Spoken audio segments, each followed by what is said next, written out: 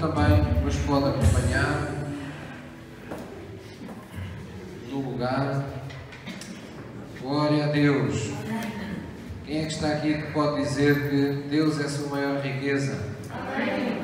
Amém? É bom quando nós alcançamos e sentimos a presença de Deus. E esse é, digamos, o ponto, é o momento alto onde nós devemos dar lugar a que Deus fala ao nosso coração. Eu gostava que vocês abrissem as vossas Bíblias em Provérbios 15, versículo 4. Provérbios 15, versículo 4. Nós hoje vamos começar uma série que pelo menos tem 2 mensagens, a desta e a do próximo domingo. Se Deus continuar a ministrar ao meu coração acerca disso, nós vamos continuar. Mas nós hoje vamos retomar um tema que fala do poder das palavras e nós vamos, de alguma forma, deixar que esta doutrina, tantas vezes já conhecida pela Igreja, mas tantas vezes descuidada, tantas vezes colocada à margem do nosso dia-a-dia, ela retoma um lugar que é devido na nossa vida, pois nós não podemos alcançar essa plenitude de Deus que Deus tem para nós, não adotando uma linguagem bíblica, ou pelo menos não deixando que o Espírito de Deus e a palavra que deixamos entrar no nosso coração modifique, influencie decisivamente, condicione de uma forma positiva a nossa linguagem, para que ela se torne uma linguagem de fé, uma linguagem de amor, uma linguagem sábia aos olhos de Deus. Amém? Então, em Provérbios 15, versículo 4, nós temos esta palavra que nos diz o seguinte: a língua benigna é a árvore de vida, mas a perversidade na língua deprime o espírito. A língua benigna, vou repetir, é a árvore de vida. Tal como uma árvore, não é? Nós imaginamos uma árvore como um ser que está vivo e que está constantemente produzindo flor, constantemente produzindo folha, constantemente há crescimento numa árvore, constantemente há fruto numa árvore. Então Deus está a dizer que nós tornamos uma árvore benigna, uma árvore de vida, quando a nossa língua é benigna, quando ela está ao serviço do bem, está ao serviço da vontade de Deus. Mas diz que quando a nossa língua, quando o nosso falar se torna perverso, então há, digamos, a ocasião para que o espírito nosso e dos outros fique deprimido. Um pouco mais à frente, em Provérbios 18, 21, uma passagem que já, porventura, nós conhecemos mais vezes, já ouvimos mais vezes, nos diz assim no versículo 20, Provérbios 18, versículo 20, diz: do fruto da boca de cada um se fartará o seu ventre, dos renovos dos seus lábios ficará satisfeito. A morte e a vida estão no poder da língua, e aquele que a ama comerá do seu fruto. Aquele que a ama comerá do seu fruto. Amém? Então todos nós já nos sentimos de alguma forma atingidos profundamente por alguma palavra que nos dirigiram, ou tocados por uma palavra que nos dirigiram. Muitos de nós já nos sentimos livres para fazer alguma coisa por causa de algo que nos disseram, e muitos de nós também já nos sentimos presos ou condicionados em nossa vida por causa de palavras que de alguma forma nos causaram sofrimento, de alguma forma nos causaram limitação, seja afetiva, seja emocional, seja física, seja o que for, porque vem induzida com medo, porque vem induzida com uma imagem acerca de nós que nós não gostamos, mas que de alguma forma aceitamos. Todos nós já uma vez nos vimos em momentos delicados da nossa vida por causa de palavras que preferimos, às vezes palavras sem pensar, às vezes simples desabafos que causaram episódios ou complicações, às vezes até familiares. Então, por vezes as pessoas não têm noção, mas aqui e acolá nós vamos comendo o fruto das nossas palavras. Aqui e acolá a nossa vida vai sendo de alguma forma o fruto daquilo que nós temos vindo a falar acerca de nós e dos outros. De alguma forma aquilo que nós estamos falando no nosso presente e a linguagem que adotamos no nosso dia-a-dia é qualquer coisa que condiciona decisivamente, determina, não é? Não deixa que o nosso futuro seja de uma forma diferente daquilo que nós falamos. Porquê? Porque a morte e a vida estão, de facto, no poder daquilo que nós falamos. É um princípio espiritual. Todos nós já uma vez nos sentimos perto do céu, também por causa de palavras que nos dirigiram.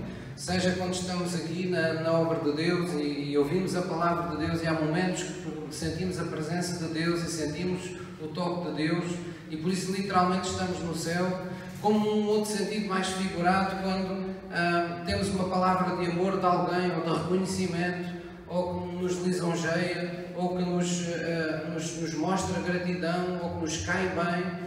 Muitas vezes nós sentimos que a nossa vida, a nossa alma é elevada a uma dimensão superior por causa simplesmente de palavras faladas. Então o denominador comum a todos estes momentos é este, é o poder que está oculto nas palavras. Há um poder que está sempre oculto nas palavras. E para nós, de alguma forma, podermos entender melhor o poder dessas palavras e também podermos usá-las de uma forma mais sábia na nossa vida, precisamos, como em tudo no cristianismo, fazer aquilo que foi feito no princípio na nossa vida quando nos convertemos a Jesus Cristo, que é recentrar a nossa vida em Deus e não em nós.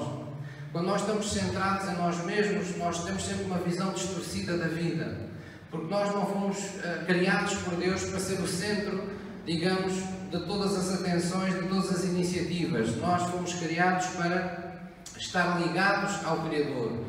Nós temos que deixar de nos focar, de nos centrar em nós e nos focarmos naquilo que é o Pai Nosso que temos no céu, essa pessoa especial que nos criou para sermos à sua imagem e semelhança, e nós temos que olhar para Ele nesta perspectiva, como se fôssemos bebés ou crianças ou adolescentes, o que quer que queira interpretar, mas como pessoas que, sendo filhos de Deus, estamos a crescer com os olhos postos nesse Pai, querendo imitá-lo, querendo ser como Ele é, querendo fazer as coisas como Ele as faz, pois tomamos isso como um momento de maturidade, tomamos isso como um momento de excelência na nossa vida. Então, recentrar a nossa vida em Deus faz também parte disso, nós olharmos para Deus e vermos o que é que Ele fez com as suas palavras, que poder é que Ele deu à sua palavra, o que é que Ele ainda hoje faz com a sua palavra, que princípios é que Ele envolveu na sua linguagem, que nós precisamos de alguma forma tomar atenção. Para quê? Para que a nossa vida, à medida que vai crescendo na fé, à medida que vai caminhando nesse caminho de Deus, não é? Nós vamos nos tornando mais, vamos dizer, mais perfeitos em Cristo, vamos nos tornando mais maduros em Cristo, a nossa linguagem também se vai assemelhando mais a Deus. Eu não estou a falar de uma linguagem de brincadeira, de confraternização corriqueira. Estou a falar de uma linguagem intencional, de uma linguagem que nós utilizamos porque sabemos exatamente o que Deus fez com a sua palavra. Então vamos ver alguns desses segredos. Vamos abrir em Hebreus 1, versículo 3, e vamos começar por ver algo tremendo na palavra de Deus. Vamos ver que a própria palavra que Deus usa, assume, digamos, diferentes atributos, e com eles nós percebemos em que é que ela está envolvida e como é que nós a podemos envolver também em nossa vida. Hebreus 1, versículo 3. Vamos lá abrir as nossas Bíblias em Hebreus 1, versículo 3.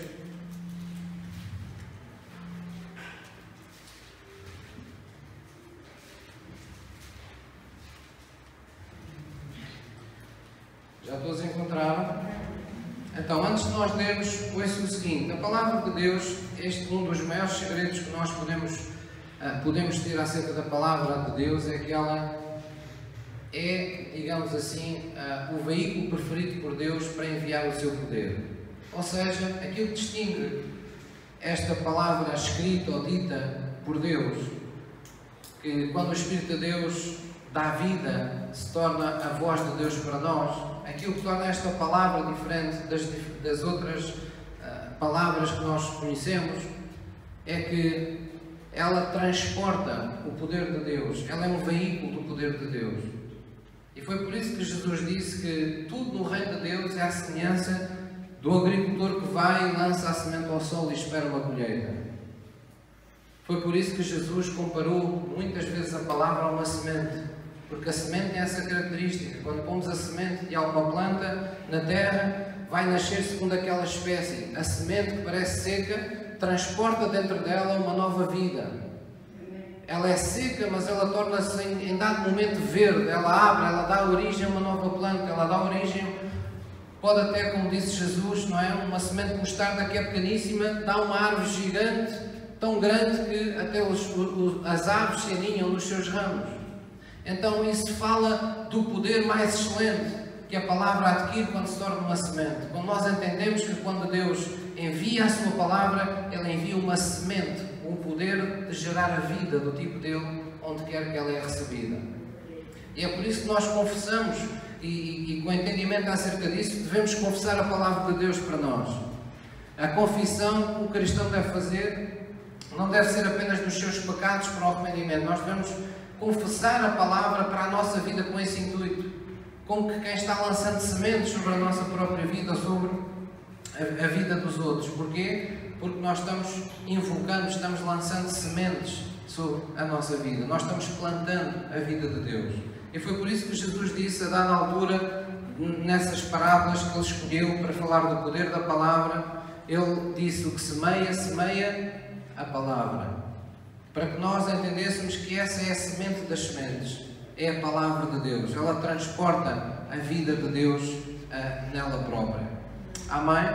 E aqui em Hebreus 1:3, por causa disso, ela é reconhecida na Bíblia como a palavra do seu poder. Diz assim, em Hebreus 1, versículo 13, o seguinte.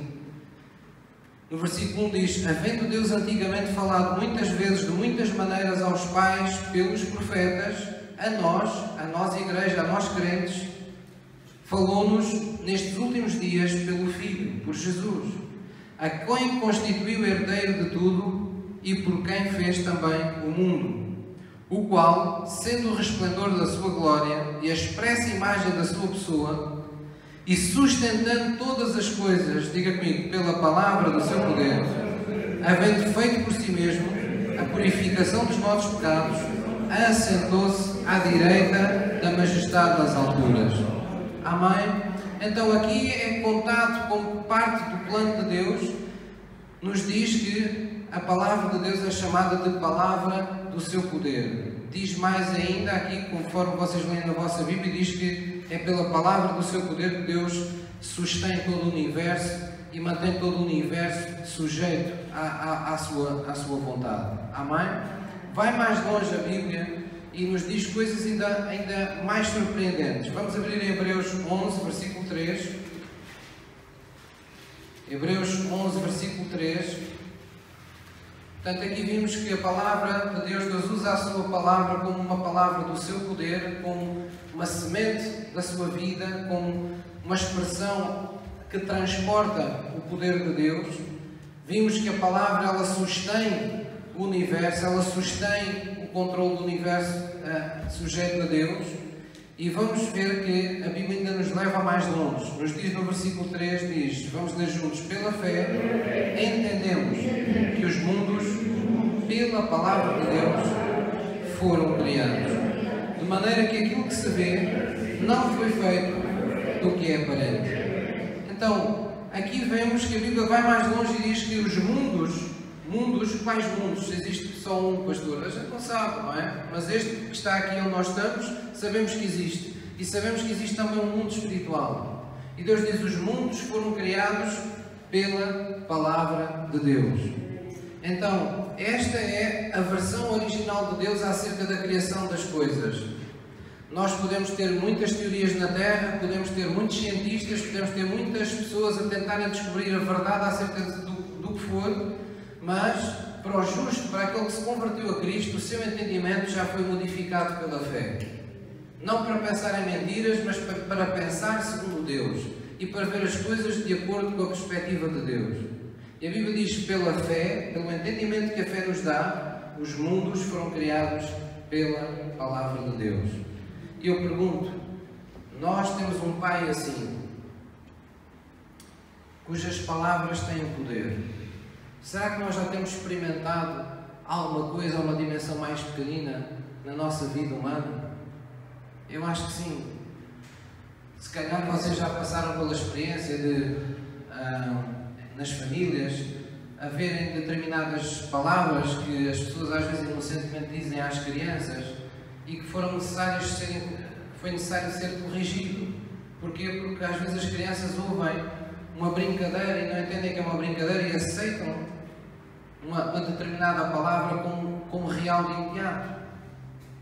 E por vezes eles ficam com uma autoestima baixa, ou por brincar e dizer que elas são feias, ou que são gordas, ou que são altas, ou que são magras demais, qualquer coisa.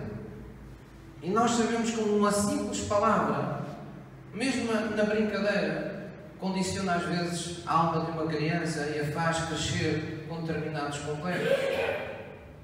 Nós sabemos como, por exemplo, pais, às vezes sem maldade nenhuma, em momentos da sua vida, olhando para os seus filhos e em determinadas ocasiões, por não verem neles determinadas competências ou determinadas coisas desenvolvidas, áreas desenvolvidas na sua vida, de imediato criticam em forma de desabafo. E como muitos filhos agarram nisso e apropriam-se dessas palavras para formar a sua autoestima, a forma como olham para si mesmos.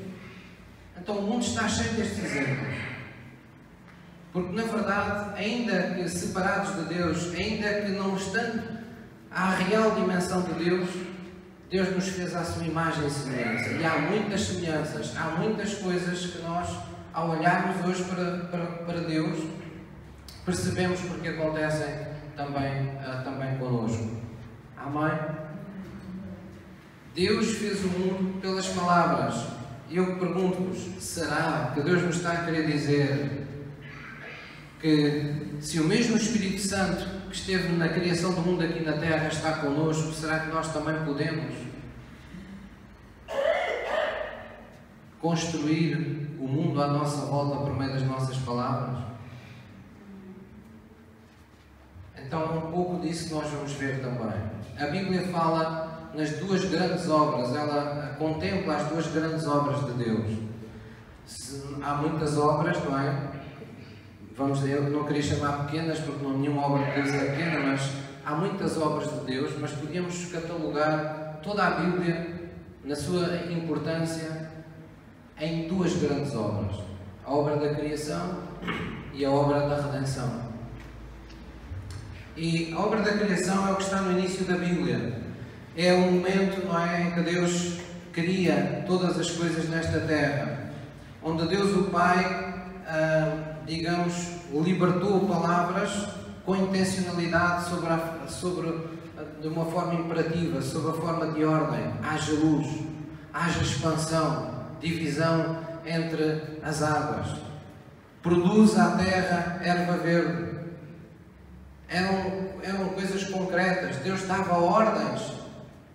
Com a autoridade, Deus invocava na sua autoridade, enviava palavras, e diz que a pessoa do Espírito Santo que pairava sobre esta terra sem forma e vazia, pegava no que Deus, o Pai, falava e materializava, não é? Tornava em matéria, em realidades naturais deste mundo. E o que é que esse Deus Pai fazia? Esse nosso Pai, mais uma vez, que eu lembro, que nos criou à sua imagem e semelhança, Ele falava as coisas que Ele queria que acontecessem. Ele falava-as sem as duvidar. Ele falava-as em existência quando elas ainda não existiam. E por isso há pouco lemos que os mundos pela palavra de Deus foram criados de maneira que aquilo que foi criado não foi criado por aquilo que é aparente. Ou seja, Deus não tinha um embrião para nos criar, não tinha um ADN qualquer para nos criar, não tinha um cabelo, não tinha um bocado de carne, não tinha terra para fazer a terra, não tinha água para fazer os mares. Deus criou toda a matéria, primeiramente, por palavras. Isto já nos devia deixar atentos ao que é o mundo espiritual. Isto já nos deveria fazer pensar que quando a ciência não encontra respostas para a nossa vida, no mundo espiritual, o Espírito de Deus, se nós falarmos em existência de determinadas realidades, Deus pode fazê-las, torná-las reais na nossa vida também. Então esse é um princípio de Deus. Deus chamou as coisas que ainda não eram como se já fossem. E o que é que aconteceu? Elas vieram a existir.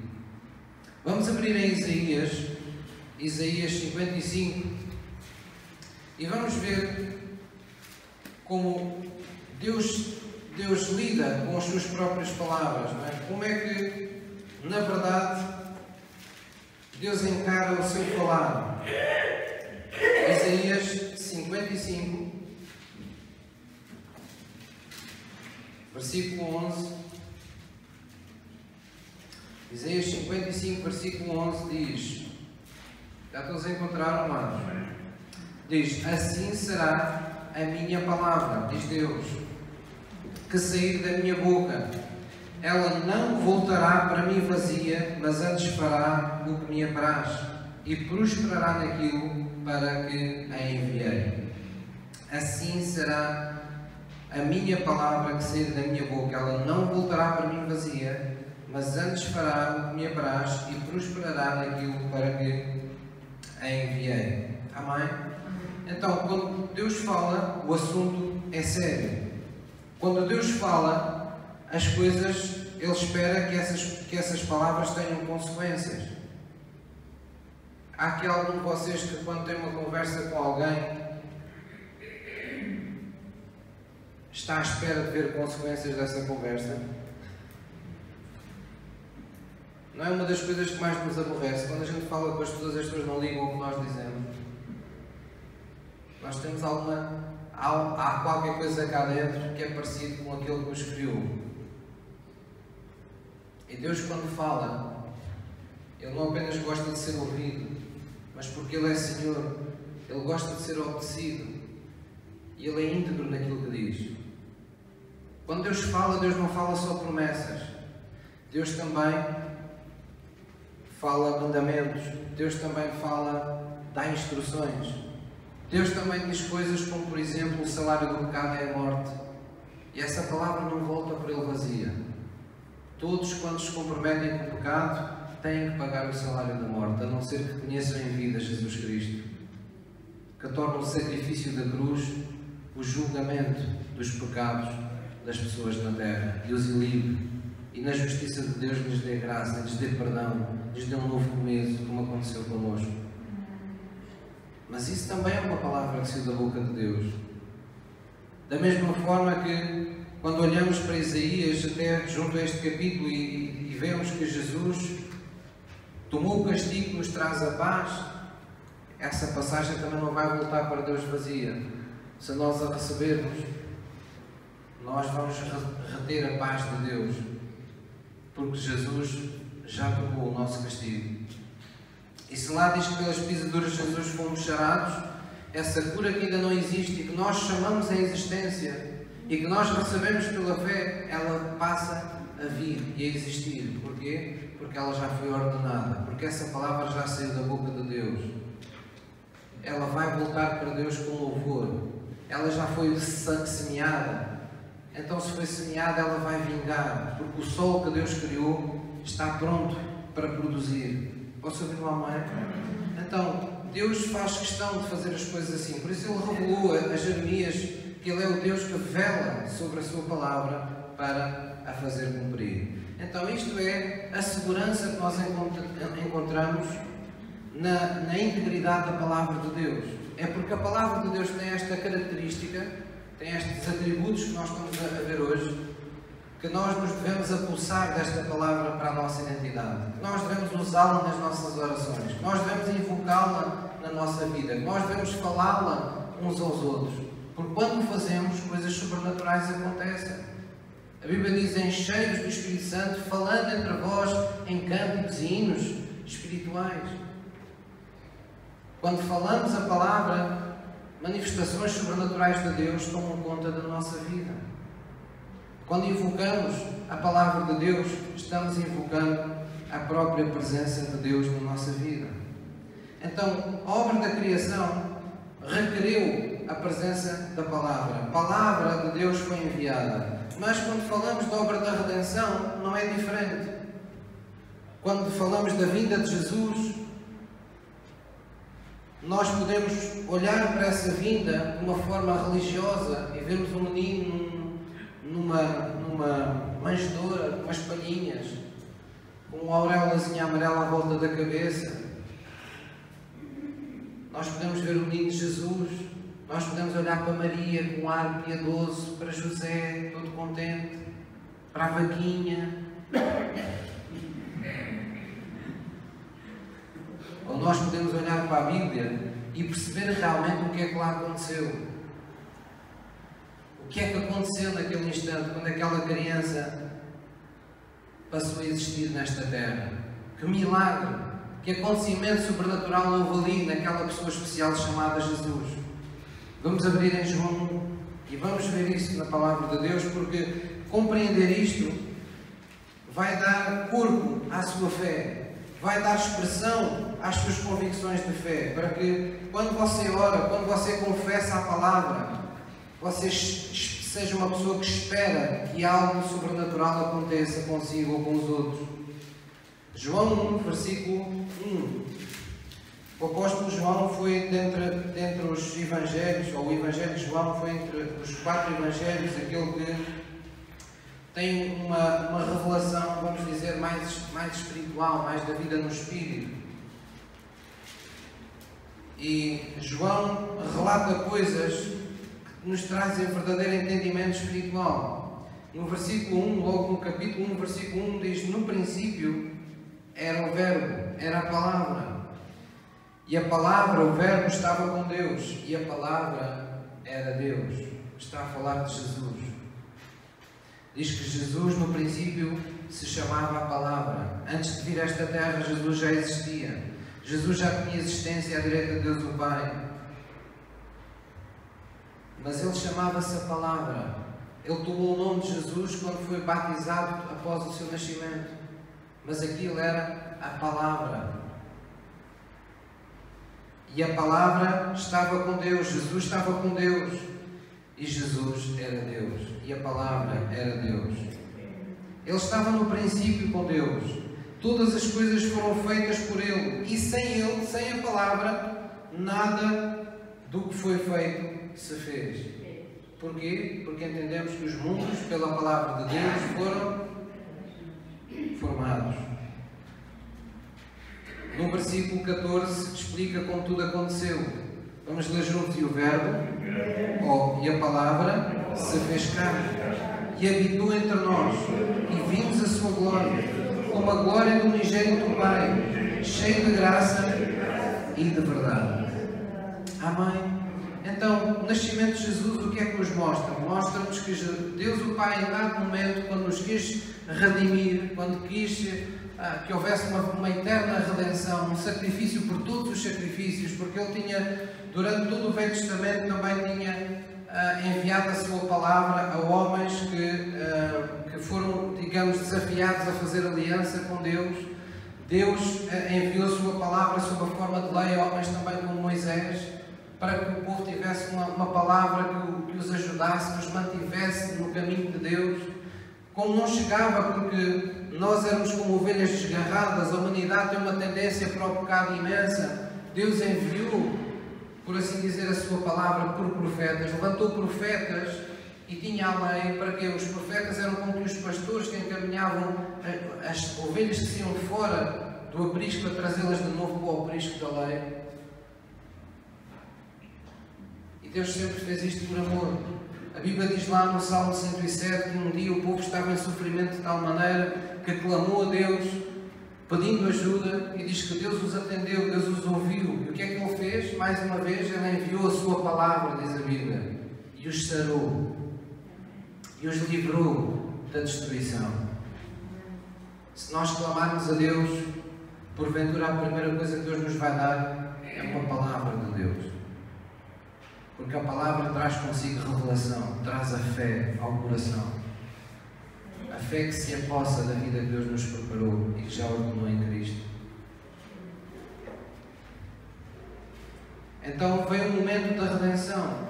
Então foi como se Deus, em vez de enviar uma frase ou algo, apenas uma ou duas palavras, Deus resolveu enviar um livro.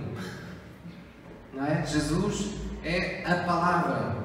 É como se eu dissesse assim: Aqui podia dizer este livro de duas maneiras. Este livro está cheio de palavras. Ou eu posso dizer que esta é a palavra. Jesus enviou, Deus o Pai enviou a palavra. Enviou com que o livro todo estava em Jesus. Jesus é a palavra de Deus. É toda a palavra que nós ouvimos até aqui, que nós estamos ouvindo hoje e que nós iremos ouvir para sempre. E Deus fez este milagre. Fez tudo isso, viu sobre a forma de um recado de um anjo trazido a Maria. E o que esse anjo trouxe foi a palavra de Deus, o envio de Deus. E Maria aceitou e disse: faça-se em mim segundo a tua vontade. E o que é que aconteceu? O Verbo se tornou carne, a palavra se tornou gente. Versículos bíblicos, palavras preferidas se tornaram numa pessoa que aos nossos olhos foi perfeita, que acabámos de ler em Hebreus, que é a expressa imagem da glória de Deus. Quando Deus envia a sua palavra a nós e nós a recebemos e nos deixamos modificar por essa palavra, nos deixamos ser transformados por essa palavra, nós nos tornamos a cada dia à semelhança da glória de Deus, à imagem do Pai que temos no céu, tornando-nos parecidos com o nosso Pai. O Verbo se faz carne. Quando você está num culto como este e alguém diz, seja o pastor, seja quem for, e diz: olha, agora vamos ministrar cura divina. A palavra de Deus diz que pelas pisaduras de Jesus nós já fomos sarados. Diz que Deus é quem perdoa todas as iniquidades e sara todas as enfermidades. O que é isso? É a palavra. Quando nós recebemos essa palavra no coração e a aceitamos, estamos que nem Maria, diante do anjo: sim, Senhor, faça-se em mim segundo a tua vontade. O que é que o Espírito de Deus vai fazer? O mesmo que fez na obra da criação, quando estava sobre a face do abismo e a terra era sem forma e vazia. O mesmo que fez na redenção, no nascimento primeiro de Jesus Cristo e depois na ressurreição de Cristo entre os mortos. Ele vai vir e vai vir a nós, e é por isso que nós somos templo do Espírito Santo. É uma forma de Deus dizer: vocês têm tudo para que a minha palavra vingue, para que a minha semente vingue. Vocês têm o sol do vosso coração, vocês têm a umidade, a água, o fluir do Espírito Santo em vós, que dá vida à semente, e vocês têm a minha palavra que eu vos enviei. Então o que é que Deus quer? Que nós olhemos para o Pai e pensemos: meu Deus, como Ele fez, o que Ele fez com a sua palavra, o que Ele é capaz de fazer com a sua palavra. Então eu vou dar lugar a essa palavra na minha vida. Toda a Bíblia está digamos, levantada sobre estes fundamentos. Por isso a Bíblia diz: enchei-vos de toda a palavra. A palavra habita abundantemente no vosso coração. E diz que quando recebemos a palavra, ela tem que vir misturada com fé. Ela não pode ser um versículo morto. Ela tem que ser um versículo que foi soprado pelo Espírito Santo ao nosso coração, assim como o Espírito Santo soprou nas narinas do primeiro Adão nesta terra. Quando isso acontece, a semente que transporta a vida de Deus em si mesma, ela acontece entre nós. Nós muitas vezes temos manifestações santas de Deus que já nem damos grande valor e muitas vezes não pensamos sobre elas, mas quando estamos num culto como este, eu acredito que nós temos sensações muito boas quando estamos, seja a adorar a Deus, seja a ouvir a palavra. Há manifestações dentro de nós, há bons sentimentos dentro de nós. Quando nós saímos da igreja, parece que estivemos num restaurante a nos saciarmos, não é? E vamos para casa todos refalfados, todos contentes, todos bem dispostos, ainda que o nosso dia, o dia seguinte, não seja muito bom, que esteja à nossa espera, ainda que estejamos a ter dias difíceis, ainda que estejamos a ter dias de tribulação, porém neste instante em que estamos na presença de Deus, em que damos lugar à palavra, parece que por instantes toda aquela pressão, toda aquela opressão que estava sobre a nossa vida, nós deixamos de sentir momentaneamente. Porquê? Porque estamos sob o efeito da sua palavra vivificada pelo seu Espírito Santo. É isto que nós podemos reproduzir em nós. É por isso que Deus nos chama à comunhão a cada dia, porque todos os dias Deus tem uma palavra fresca. ao nosso coração. Deus quer falar coisas ao nosso coração que nos sosseguem a nossa alma, nos preparem para os nossos dias, nos preparem para as coisas futuras que desconhecemos na nossa vida. Amém? Então precisamos em compreender isso. A palavra está sempre, a palavra falada por Deus está sempre na nossa vida em todo o tempo. Já vimos que esteve na obra da criação, na redenção, está em tudo o que Deus faz, até na nossa conversão. Como é que nós nos convertemos? A palavra está junto de ti, na tua boca e no teu coração. Com o teu coração tu crês para a justiça, mas com a tua boca tu tens que falar para trazer a confissão da salvação, para que haja salvação. A palavra está ali envolvida, tanto a que recebemos no coração, como é que ela temos que repeti-la. Ela tem que voltar para Deus da nossa vida. Porque se Ele enviou e queremos que a nossa vida seja salva, e assim concordar com o propósito para o qual Deus enviou, ela tem que vir e tem que voltar para Deus. Por isso você tem que a receber e você tem que a confessar de novo. Você tem que devolver essa palavra para Deus sob a forma de louvor. Sim, Senhor, eu creio que Jesus morreu por mim. Sim, Senhor, eu creio que Tu ressuscitaste ao terceiro dia. Sim, Senhor, eu creio que é uma nova vida sobre mim agora.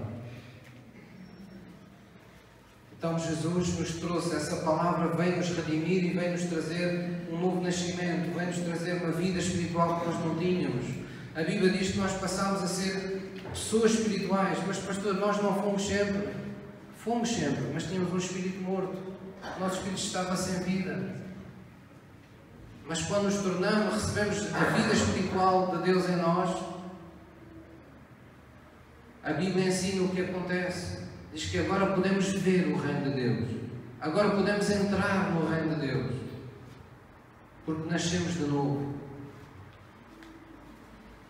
Porque recebemos a palavra e a devolvemos para Deus com uma aceitação genuína no nosso coração. Houve um milagre no nosso coração. Amém? Nós tornámos homens e mulheres espirituais. É por isso que agora podemos ser um só espírito com Deus. Agora podemos entender porque Deus faz determinadas coisas em nossa vida. Porque é que Deus impede que outras aconteçam? Porque agora somos espirituais. A Bíblia diz que aquele que é espiritual discerne todas as coisas e ninguém é discernido. Ele está ligado ao dom do discernimento do Espírito Santo que habita nele. Ele sabe o porquê das coisas que Deus lhe quer revelar ao seu coração. Porque Deus enviou o Espírito Santo para revelar ao nosso coração as coisas que o Pai nos quer dar. As riquezas da sua glória, que o apóstolo Paulo orava pela igreja. Pai, que todos possam saber com grandes riquezas Tu lhes deste. Venha por isso um espírito de revelação, de conselho, de sabedoria. Dá-nos esse entendimento para que compreendam a sua excelente grandeza desse poder que está em operação em todo o tempo sobre a Tua criação, sobre aqueles que são Teus filhos. Posso ouvir uma mãe? Então, porquê é que estamos a falar tudo isto no contexto do poder das palavras? Porquê é que esta é a primeira palavra sobre isto? Porquê é que não vamos já falar do que podemos fazer com as nossas palavras e de como usá-las de forma prática? Vamos usar isso na próxima mensagem. Hoje, o que nós estamos a gastar tempo é a olhar para o nosso Pai. Porquê, pastor? Porque fomos criados à imagem e semelhança dele. Nós temos que primeiro perceber o que é que Ele fez e o que é que Ele faz com as Suas palavras. Os princípios que envolvem a Sua palavra. Nós temos que entendê-los. Nós temos que pensar que o Pai está à espera que eu cresça e que eu seja capaz também de fazer estas coisas. Porque temos um Jesus que nos desafiou. Um Jesus que quando veio Ele disse: assim como o Pai me enviou, eu também vos quero enviar a vós. Vamos ser um bocadinho mais ousados e pensar: Deus, o Pai, enviou Jesus que era a palavra. E o que é a igreja hoje, se não a palavra enviada por Jesus ao mundo? Ser minhas testemunhas por todos, até aos confins da terra. Agora que estáis com o Espírito Santo, podeis ir e dar esse testemunho. Ensinem todas as nações a guardar as coisas que eu vos tenho falado. A palavra está em vós, a luz está em vós. Vocês são a luz do mundo. Vocês são a cidade erguida sobre o monte que todos têm que ser capazes de ver. Vocês não podem estar escondidos, vocês têm que estar num lugar de visibilidade, de mediatismo diante do mundo. Porque o mundo continua a ter a mesma necessidade nesta geração no tempo de Jesus. O mundo continua a ter necessidade de ver Jesus. E Ele já não está aqui fisicamente, mas Ele escolheu assim a mim para ocuparmos o lugar dele perante o mundo. Foi por isso que Ele disse: eu não vos deixarei órfãos, eu voltarei para vós. Até à consumação dos séculos eu estarei sempre convosco. Porque aquele que crer em mim fará as mesmas obras que eu fiz, mas continuará a fazer maiores, porque eu não vou embora, eu vou estar convosco para sempre.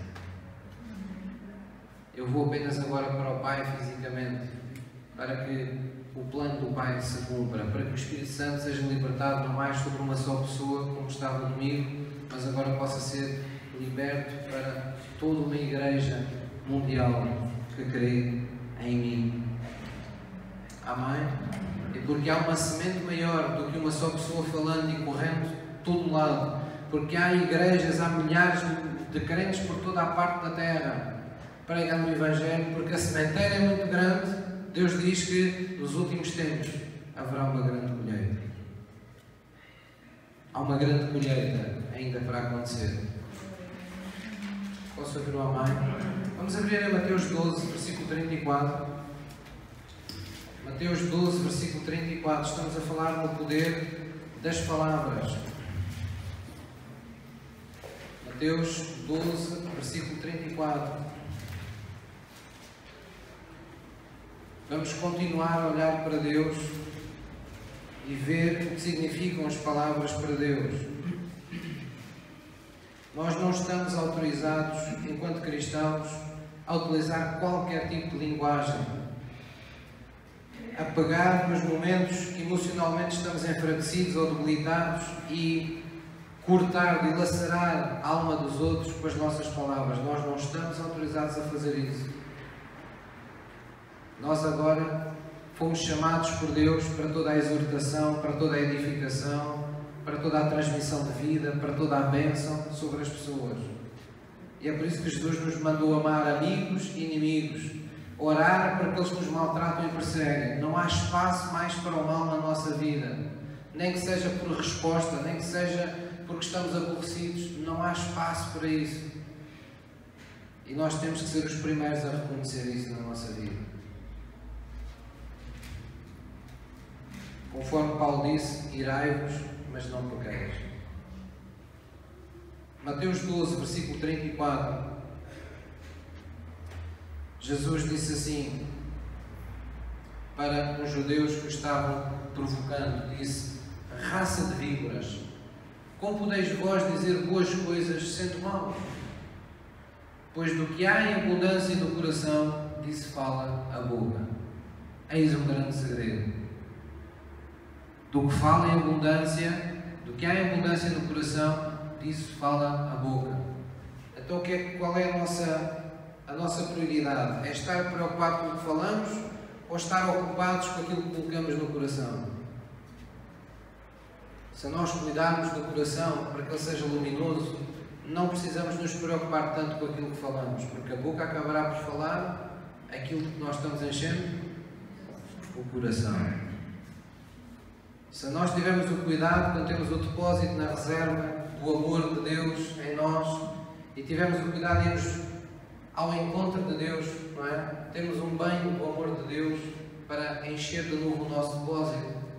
Vão vir ofensas, vão vir injúrias, vão vir injustiças, vão vir situações que nos aborrecem, vão vir contrariedades, vão vir aquelas pequeninas coisas que nos tiram do sério. Você sabia que todos nós temos coisas que nos tiram do sério? Há pessoas que não podem ouvir falar alto, há pessoas que não podem ser contrariadas, há pessoas que não nos podem lembrar determinados acontecimentos. parece que carregam num botão qualquer e a nave espacial sai em direção ao universo. Todos nós temos alguma coisa que despoleta em nós a ira, o descontrole emocional. Mas se nós tivermos a precaução de estar abastecidos em tudo em Cristo, de estarmos cheios do amor de Deus, de termos entranhas de benignidade e de misericórdia, de termos o coração cheio de altruísmo e não de egoísmo, nós vamos pensar nos outros primeiro. Nós vamos pensar naquilo que é melhor para os outros primeiro, do que naquilo que é melhor para nós. Mateus 12, versículo 34, diz, vou retomar o final desta passagem, pois do que há em abundância no coração disso fala a boca. E depois diz, o homem bom tira boas coisas do bom tesouro do seu coração, e o homem mau do mau tesouro tira coisas más. Mas eu vos digo, disse Jesus, que de toda a palavra ociosa que os homens disserem, hão de dar contas no dia do juízo. Porque por tuas palavras serás justificado e por tuas palavras serás condenado. Esta é a importância que as palavras têm para Jesus. Há poder nas nossas palavras.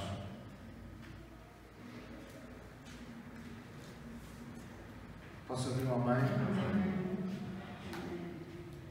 Como é que Jesus lidava então com as palavras, se lhes dava assim tanta importância? Jesus tinha cuidados que para nós são surpreendentes. Um dia foram dizer a Jesus, Mestre, Lázaro está morto. E olha, já faz alguns dias. E Jesus de imediato disse, não, ele não está morto, ele apenas dorme. Eu vou lá despertá-lo do seu sono. Eu disse, oh mestre, tu não estás a perceber, ele morreu mesmo. Está morto, morrido. E Jesus disse, não. Eles tanto chatearam Jesus teve que estar ao pé deles e falar, não, estou a falar isto porque isto tem que ser assim. As coisas têm que ser assim. Ele está a dormir e eu vou despertá-lo do seu sono. E passados uns dias, Jesus chega junto do lugar, do túmulo onde estava Lázaro.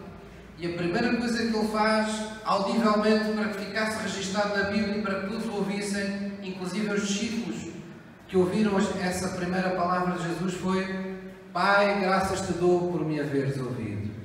Por isso, Lázaro, sai para fora. Jesus sabia que era preciso chamar as coisas que ainda não existiam como se já existissem. Jesus começou a falá-las em existência. E chegou um momento em que ele apenas agradeceu a Deus, porque ele estava que nem Abraão, não é? Fortificado na fé de tanto dar glórias a Deus por aquilo que esperava que Deus fizesse em sua vida. Então nós precisamos de copiar esses princípios. Posso ouvir uma mãe? Noutra ocasião, aconteceu também com uma menina Tabita, não é? Ele foi lá por assim dizer, para orar por ela, mas aparentemente já era tarde. E o que é que Jesus fez? Mandou toda a gente dali para fora e disse: esta menina não está morta, ela dorme. E eles riam-se. Mais um daqueles evangélicos malucos com estas doutrinas. Então não se vê logo que a menina está morta. Mas Jesus não admitiu a morte daquela criança. Jesus disse: não, ela está apenas dormindo. Porquê que Jesus todo o tempo chamava a morte de sono? Porque é isso que a morte é para Deus. É um sono, do qual Ele sempre, como Senhor da vida e da ressurreição, tem poder para despertar.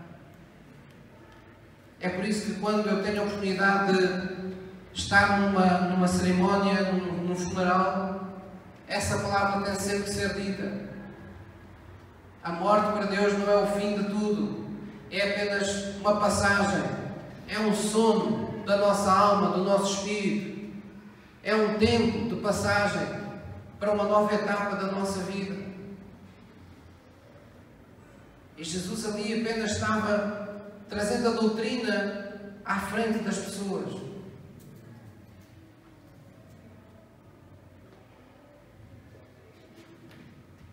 Essa é a razão por como Não vivo todo o tempo sofrendo pela perda do meu pai. Não é uma perda.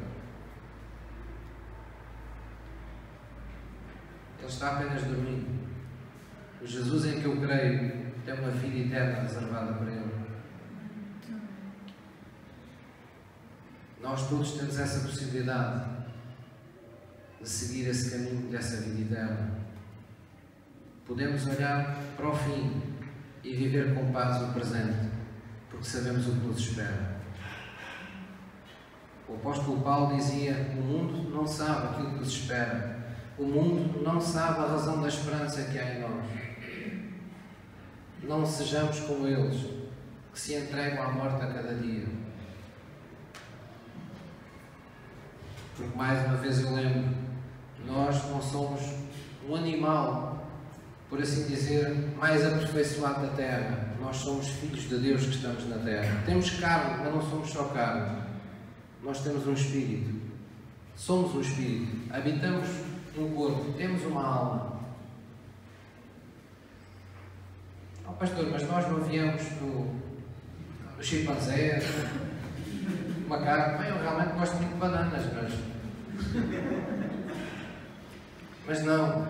Ainda está. Já encontraram muita coisa na natureza. Eu gosto muito de ver esses programas. Já encontraram muita coisa. Só ainda não encontraram foi nenhum santuário em que estivessem encontrado lá um chimpanzé a fazer-lhe uma reza ou a acender-lhe uma vela. Ainda não apareceu.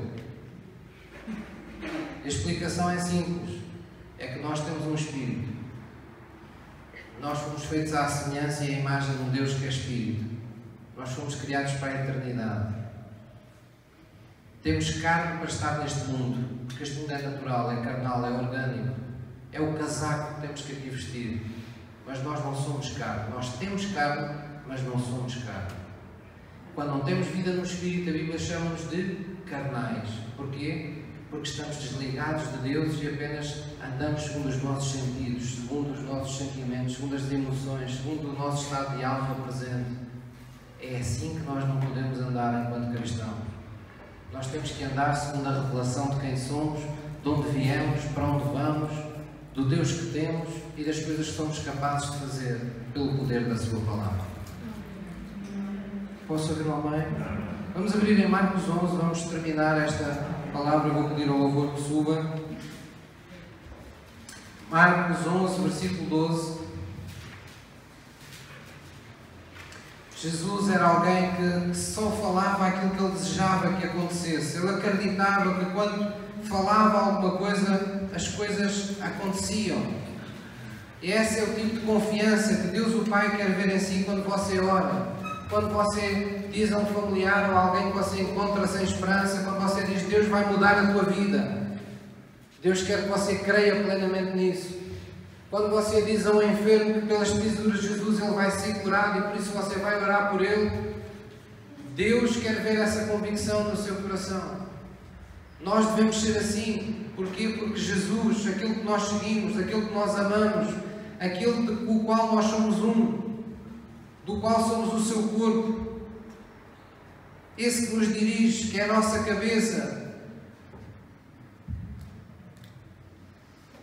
era assim que ele fazia. Marcos 11, versículo 12, nos diz assim a palavra de Deus. E no dia seguinte, quando saíram de Betânia, Jesus e os discípulos, ele teve fome. Agora já estou a perceber porque é que eu tenho fome também. E vendo de longe uma figueira que tinha folhas, foi ver se nela acharia alguma coisa. E chegando a ela, não achou senão folhas, porque não era tempo de figos. E Jesus, falando isso à figueira: nunca mais coma alguém fruto de ti. E os seus discípulos ouviram isto. Versículo 20. E eles, passando pela manhã, viram que a figueira se tinha secado desde as raízes. Olha que não é fácil de um dia para o outro uma árvore secar-se desta maneira. E Pedro, lembrando-se, disse: Mestre, eis que a figueira que tu amaldiçoaste se secou. Ele estava admirado. E Jesus, respondendo, disse-lhes: tende fé em Deus. Tenham fé em Deus.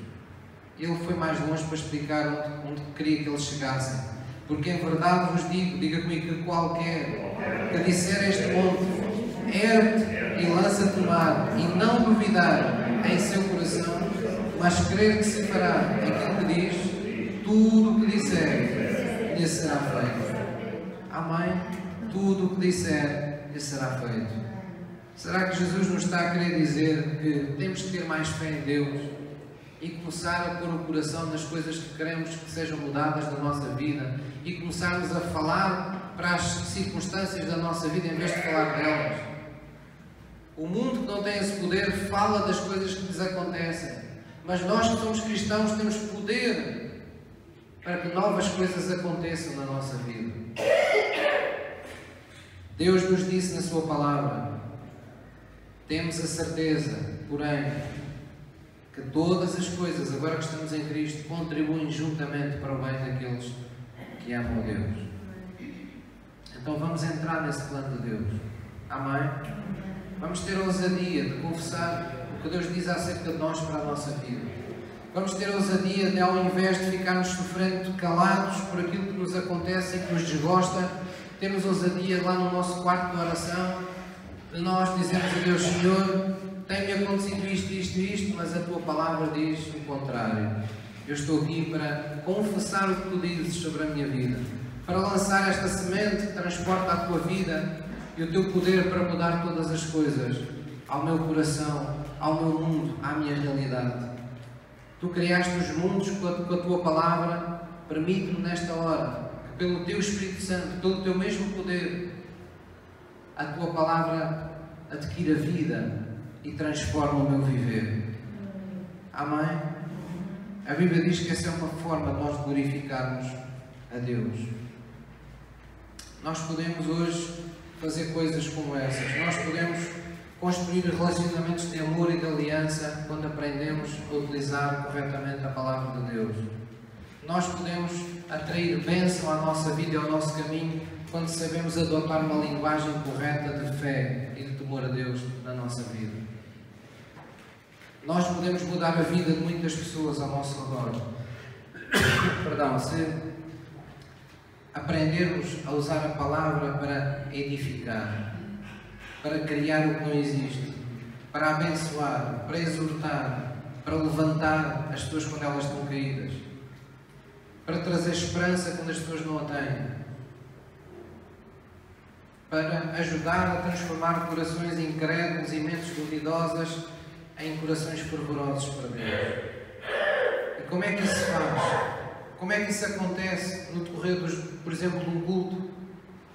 É com a palavra de Deus. Todos nós que aqui estamos hoje temos uma vida mudada, uns mais do que outros, mas todos temos visto a nossa vida mudada por causa da palavra que temos recebido no nosso coração, misturada com fé. Amém?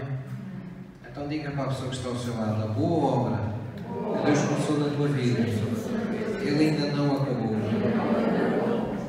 Ajuda-o a continuar. Amém? Então no próximo domingo nós vamos continuar e vamos entrar num lado mais prático da nossa vida e vamos ver com uma linguagem diferentes tipos de palavras que nós podemos utilizar para momentos específicos da nossa vida e que podem mudar o curso da nossa vida e da vida das pessoas que nós amamos. Amém? Acima de tudo, é importante saber não deixar ligado o altifalante que nos faz falar quando a nossa alma está irada, quando o nosso coração está debaixo de emoções negativas. Temos que saber fazer essa gestão. Não é? E temos que apenas abrir a boca quando estamos preparados para falar, quando estamos preparados para abençoar, quando estamos preparados para corrigir os erros, sem levantarmos a voz, sem deitarmos as pessoas abaixo, sem as ridicularizarmos, sem nos vitimizarmos, sem entrarmos por uma série de estratagemas que são humanos e carnais, sabedoria, como a Bíblia diz, carnal e humana, mas que não é a sabedoria de Deus. E nós vamos receber isso mais. Amém? Vamos ficar de pé, vamos orar na presença de Deus. E vamos dizer assim, querido Pai, na Tua presença, recebemos hoje a Tua palavra. E nós reconhecemos, Deus, que Tu és um Deus de amor e que usas a Tua palavra e que enviaste a Tua palavra ao nosso coração para mudar a nossa vida, para mudar o curso da nossa vida, para nos dar essa vida com abundância. Ajuda-nos a encontrar, ajuda-nos a andar à luz dessa identidade que temos em Ti. Pois nascemos de Ti. Somos filhos de Deus, herdeiros com Cristo, de toda a graça da vida. É connosco, Senhor, Tu queres partilhar o Teu reino e agradou-te confiarmos o Teu reino, o Teu domínio. Ajuda-nos, Senhor, a sermos capazes de o fazer, em nome de Jesus. Em nome de Jesus. Posso ouvir um amém? Então vamos preparar o nosso coração e vamos, no próximo domingo, vamos trazer esta mensagem de cima para baixo e vamos localizá-la mais na nossa responsabilidade individual do uso das palavras. Amém? Eu gostava que vocês se sentassem. Nós hoje vamos terminar o nosso culto